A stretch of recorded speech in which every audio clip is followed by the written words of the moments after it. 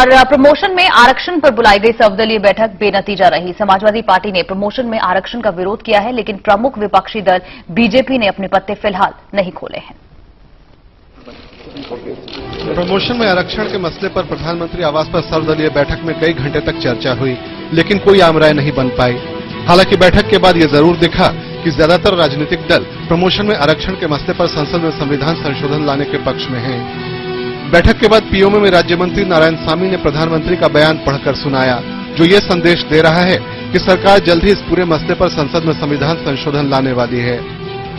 The government and the Congress party is in favor of reservation and promotion for SCs and STs, and the scheme framed by some states have been struck down by the courts. The Prime Minister said that we will find out a way to help the states to overcome the problem. If there is any need for a constitutional amendment, we shall bring such an amendment which is legally sustainable.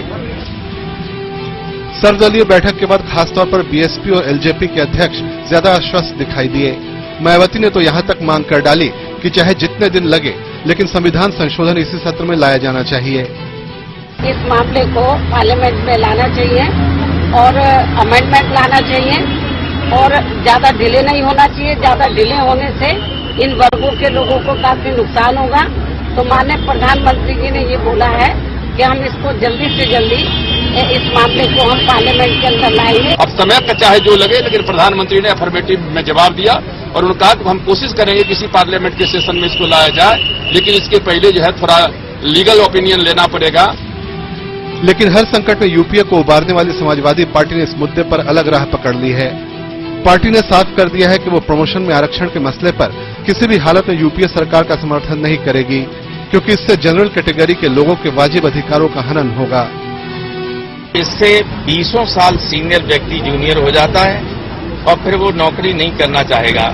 समाज में वैमनस्यता बढ़ेगी, प्रशासन में वैमनस्यता बढ़ेगी, efficiency का adversely इससे प्रभावित होगी और पूरा सिस्टम एक तरीके से अपसेट हो जाएगा।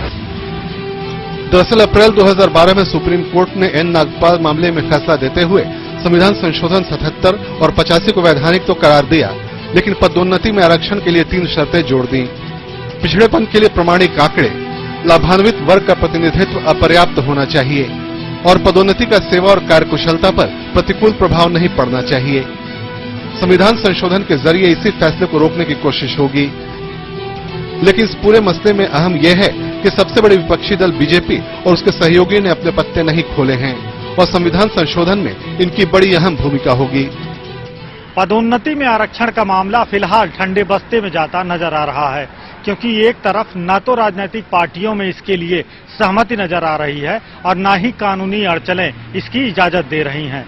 कैमरामैन जसवंत के साथ इस समय दिल्ली से अजीत प्रताप सिंह।